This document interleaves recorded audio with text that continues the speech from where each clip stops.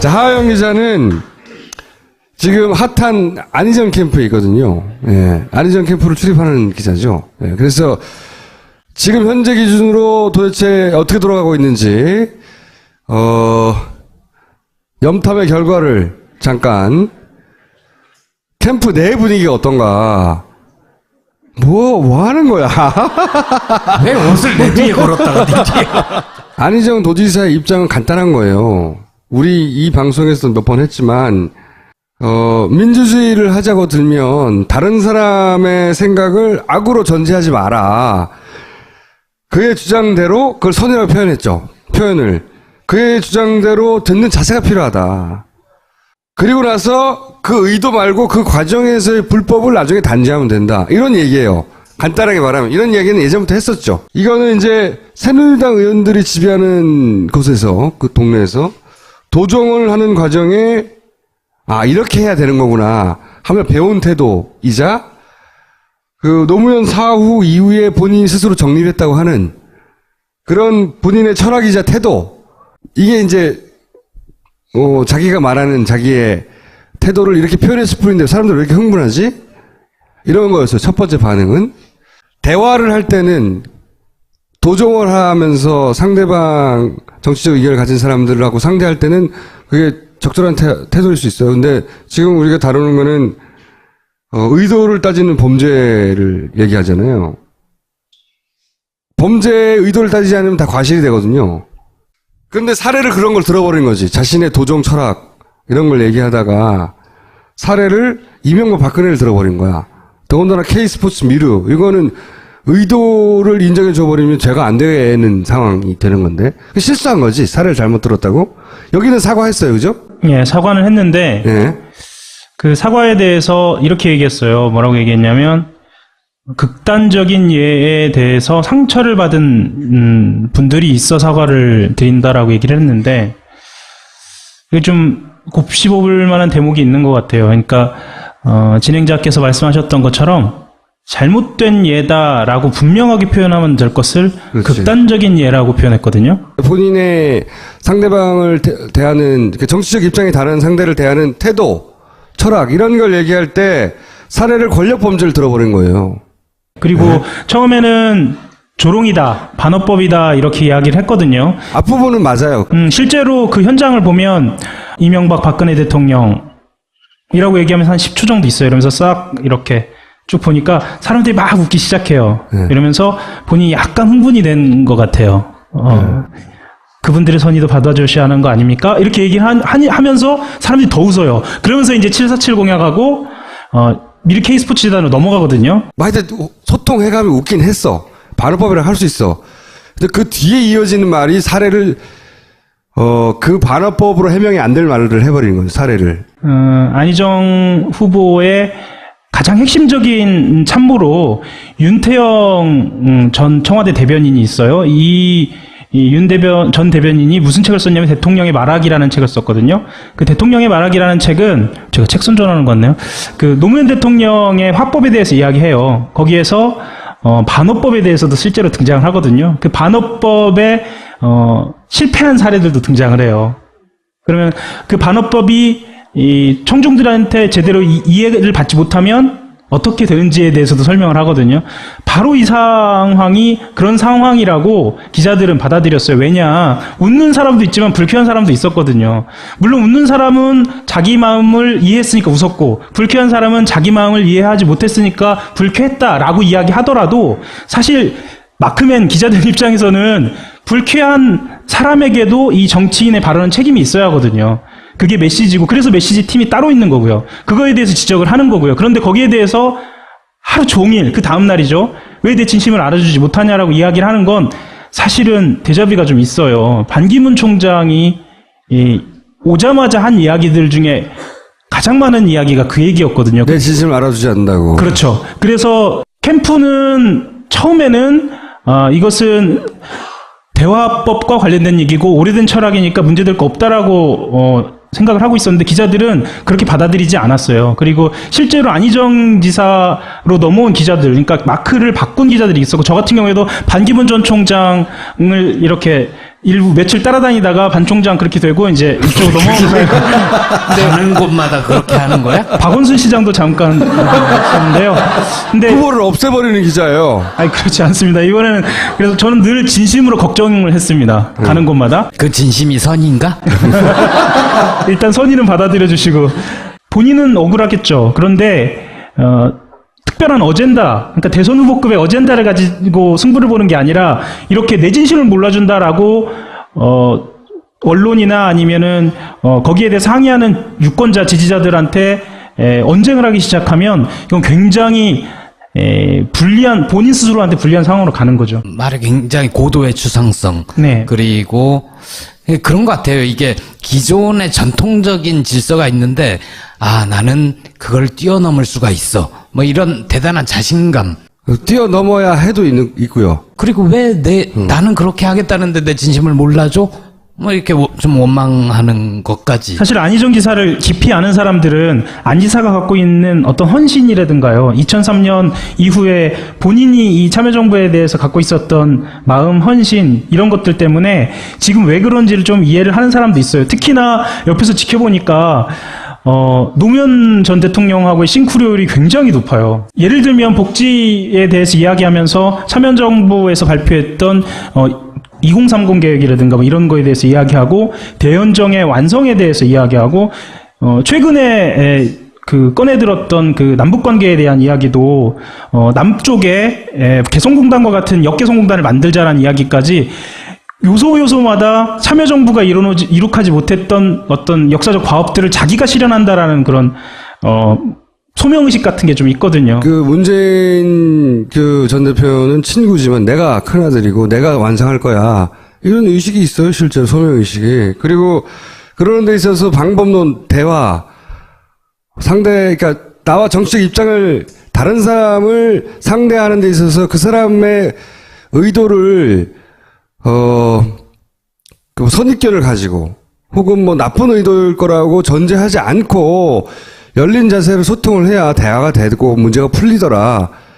예. 그래야 한다. 그런 경험과 그런 철학을 말한 거예요. 자기 도지사 예. 경험도 거기 있을 그렇죠. 거예요. 왜냐하면 도의회가 새누리당이 다수였잖아요. 계속. 의도는 따지지 말고 결과적으로 죄가 있으면 따지면 된다고 하는 게 여기서는 안 맞는 거죠. 의도를 따져야 죄가 나오는 경우니까. 실제로 박근혜 대통령한테 들어간 돈이 없지 않느냐 이런 식으로 얘기를 하는 그렇죠. 사람도 있잖아요. 그래서 사례를 잘못 들었다고 하면 되는데 그것도 깔끔하진 않아요. 제가 보기엔. 잘못을 인정하고 사과를 하는 때는 아주 적절한 시기에 적절한 방식으로 해야 되는데 왜냐하면 억울함이 있어서 그래요. 자기는 나쁜 뜻으로 한 게 아닌데 억울함이 있는데 나는 억울할 거 아니라고 보는 게 그동안 본인의 언어가 본인이 가진 특징이 대중들에게 그런 생각을 하게 만들어 왔다는 거거든요. 여기서 빵 터졌을 뿐이지 이 한 번으로 사람들이 이렇게 반응하는 게 아니기 때문에 억울해할 게 아니고 뭔가 내 헌법은 혹은 메시지를 재검토해야 되겠는 걸 이렇게 고민을 할 때지 억울할 때가 아니거든요. 그러니까 대연정이나 사드 배치 논란부터 축적돼 온 게 맞죠. 그리고 그거에 대해서 분명하게 입장을 정해야 할 때임에도 불구하고 모호하고 추상적으로 이야기하면서 사람들이 이게 뭐지 이렇게 생각하게 할 때가 많았거든요. 그래서 사실 이번 상황이 터진 거고요.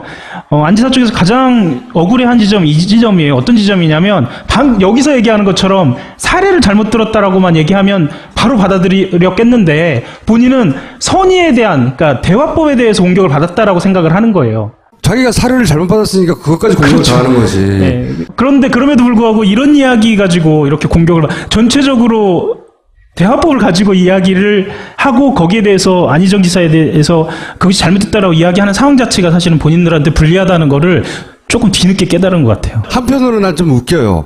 우리나라 정치사에서 이렇게 이런 거 가지고 논쟁이 이런 적이 있었나. 선이야. 아니야, 나의 대화법일 뿐이야. 막 통섭만 나오고 막.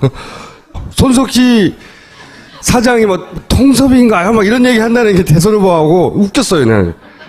웃겨서 재밌기도 했는데, 근데 저는 이게 이제 그 캠프 내에 있는 착시도 영향을 줬다고 봐요. 뭐냐면, 이 급속도의 지지율 상승이 첫 번째로는 반기문의 공백 때문이고, 이건 주어진 조건이죠. 외부에서. 자기들이 만들어낸 게 아니에요.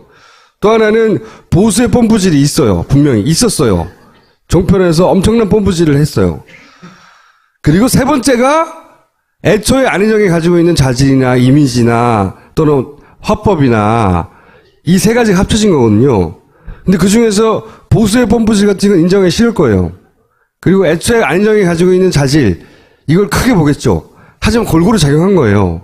그게 크다고 믿고 싶은 게 아니고요. 그게 전부라고 생각을 하고 있죠. 그게 큰 착시를 불러일으키는 거죠. 그게 소신이라고 얘기를 하고요. 그러니까 그 소신이 드디어 사람들이 알아보고 나를 찾아주고 통했구나. 내가 오랫동안 그게 안 통했는데 이거는 착각이거든요. 여기서부터는 제 느낌을 말씀을 드리자면 그 선의로 대화하자라고 하는 데에서 이 선의는 참여정부 시절에 자기를 얘기하는 것 같기도 해요. 그러니까 참여정부 시절에 자기 그리고 싱크리율이 매우 높았던 동지죠. 노무현 전 대통령. 그 사람이 갖고 있었던 선의가 그 당시 받아들여지지 못했던 것. 그러니까 어떻게 보면 미래형은 아니죠. 그런 느낌도 좀 들어요. 왜 이렇게 저렇게 선의에 집착할까라고 생각을 해보니까 그리고 이렇게 보면 우연일지는 모르겠으나 지금 현재 캠프의 핵심들이 금강팀이라고 불리우는 사람들이거든요. 그분들이 어떤 사람들이냐면 참여정부 시절에 핵심적인 청와대 보좌진들이에요. 2002년 민주당 경선 당시에 그렇죠. 금강빌딩에서 보좌를 했던 사람들. 맞습니다. 예. 당시에 또 출입기자. 네, 출입기자셨고요. 지금 저처럼 그럼 15년 뒤에 이 모습인가요? 뭐 대단히 뭐가 이렇게 망가지냐 이런. 그 캠프에 보좌하는 사람들과 캠프를 이끄는 리더, 그러니까 안희정 지사와 그런 감정적 교감, 아주 오래된 감정적 교감을 주고받고 있는 것 같아요. 실제로 그러니까 이제 이 캠프에는 네. 한마디로 트라우마가 있어요.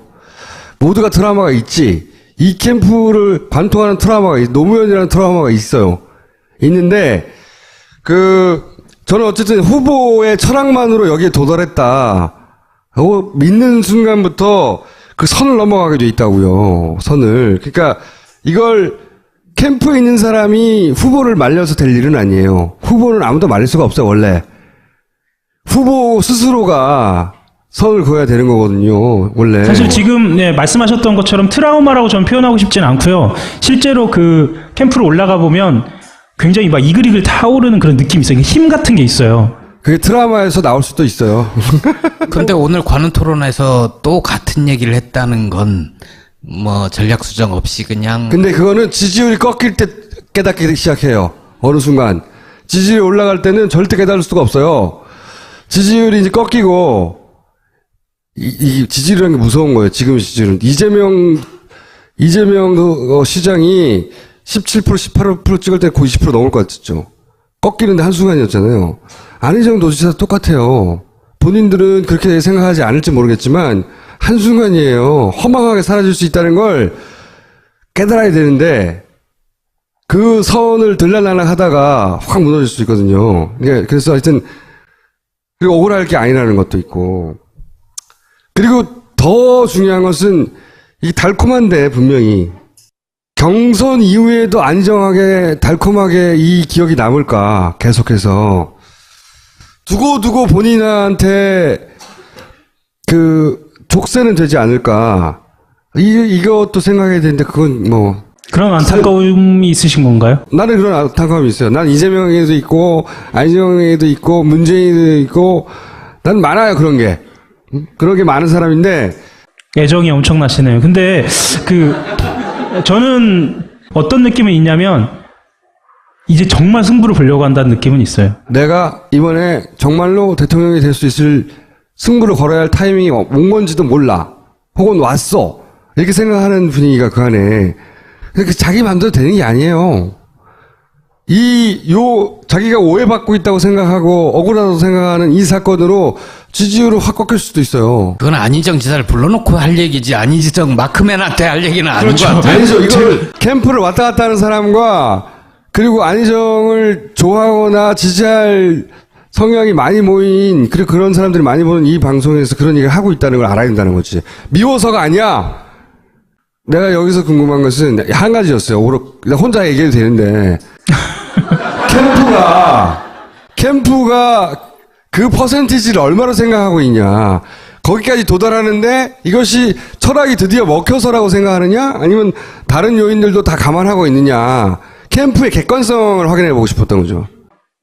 내부적으로 지지율 수치를 이제 본인들이 계산하고 있잖아요. 이거를 거의 아침마다, 그러니까 요즘은 그 여론조사 기관들이 워낙 많이 하다 보니까 한 이틀에 한 번씩 전화를 해서 물어보는데 본인들이 생각하는 것보다 설 직후에는 한 2, 3% 많이 올랐고 지금 현재는 한 5포인트 정도 빨리 올라갔어요. 그러니까 20%가 이렇게 빨리 올라갈 줄 몰랐어요. 아무도 몰랐죠. 네, 그래서 본인들은 지금 이 상황이 정말 진심으로 후보의 역량만으로 지금 올라온 것이다라고 생각은 하진 않는데 네, 정서적으로는 정말 후보의 역량이 지금 받치고 있고 우리는 25를 간다라고 생각을 하는 거죠. 그리고 실제로 캠프가 그래야 25를 가는 거잖아요. 맞아요. 그러니까 이건 선거의 전략이기도 하고 어떤 조직력이기도 하고 스스로 그렇게 믿어야 그렇게 힘이 나는 것도 맞고. 근데 그렇지만 그 중에 아주 냉정한 이 기획자가 존재하고 이것이 제가 보기엔 지지율이 꺾이게 돼 있거든요.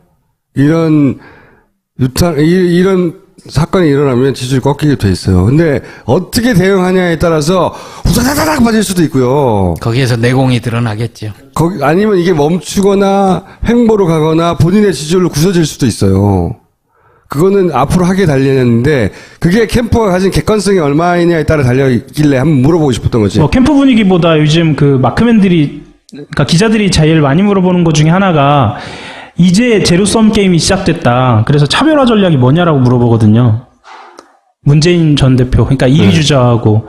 근데 본인이 그리고 캠프가 그것에 대해서 구체적인 안을 내놓는다기보다는 지금까지의 전략을 계속 고수하는 걸로 봐서 이것이 차별화 전략인가? 라고 사실 기자들은 생각을 하고 있는 거죠. 아니 차별화는 이미 이루어졌죠. 왜냐하면은 지지층 자체가 달라. 제로섬 게임이 아니야.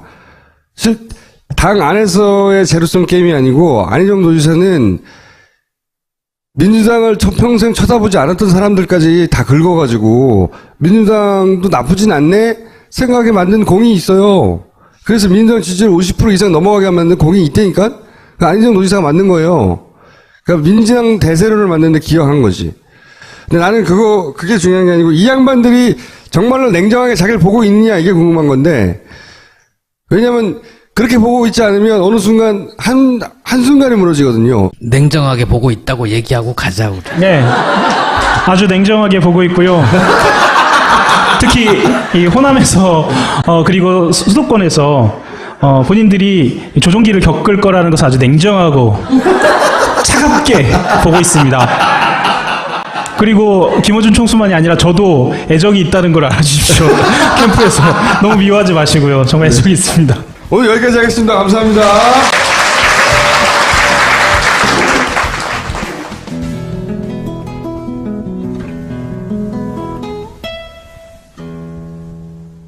그죠? 예, 사과는 했는데 예.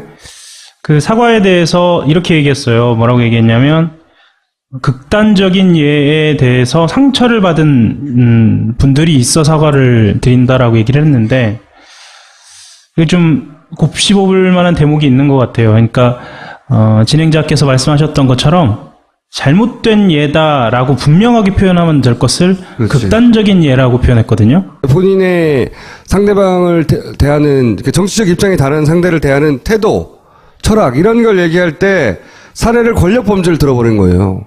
그리고 처음에는 조롱이다. 자, 하하영 기자는 지금 핫한 안희정 캠프에 있거든요. 예, 안희정 캠프를 출입하는 기자죠. 예, 그래서 지금 현재 기준으로 도대체 어떻게 돌아가고 있는지 염탐의 결과를 잠깐 캠프 내 분위기가 어떤가 뭐 하는 거야? 왜 옷을 내 뒤에 걸었다가 네 뒤에 안희정 도지사의 입장은 간단한 거예요. 우리 이 방송에서 몇 번 했지만 민주주의를 하자고 들면 다른 사람의 생각을 악으로 전제하지 마라. 그게 이런 거였어요. 첫 번째 반응은 대화를 할 때는 도종을 하면서 상대방 정치적 의견을 가진 사람들하고 상대할 때는 그게 적절한 태도일 수 있어요. 근데 지금 우리가 다루는 거는 의도를 따지는 범죄를 얘기하잖아요. 범죄의 의도를 따지지 않으면 다 과실이 되거든요. 그런데 사례를 그런 걸 들어버린 거지. 자신의 도정 철학 이런 걸 얘기하다가 사례를 이명박 박근혜를 들어버린 거야. 더군다나 K스포츠 미르 이거는 의도를 인정해 줘버리면 죄가 안 되는 상황이 되는 건데 실수한 거지. 사례를 잘못 들었다고.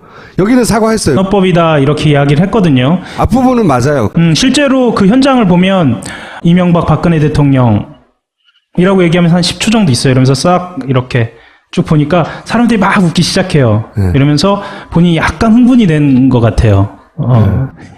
그분들의 선의도 받아주셔야 하는 거 아닙니까? 이렇게 얘기를 하면서 사람들이 더 웃어요. 그러면서 이제 747 공약하고 미르 K스포츠 재단으로 넘어가거든요. 하여튼 소통해가면 웃긴 했어. 반어법이라 할 수 있어.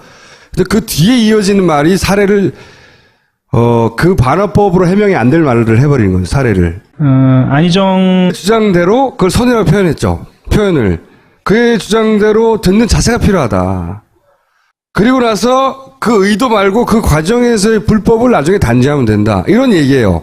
간단하게 말하면. 이런 얘기는 예전부터 했었죠. 이거는 이제 새누리당 의원들이 지배하는 곳에서, 그 동네에서 도정을 하는 과정에 이렇게 해야 되는 거구나 하며 배운 태도이자 그 노무현 사후 이후에 본인이 스스로 정립했다고 하는 그런 본인의 철학이자 태도. 이게 이제 자기가 말하는 자기의 태도를 이렇게 표현했을 뿐인데 사람들 왜 이렇게 흥분하지?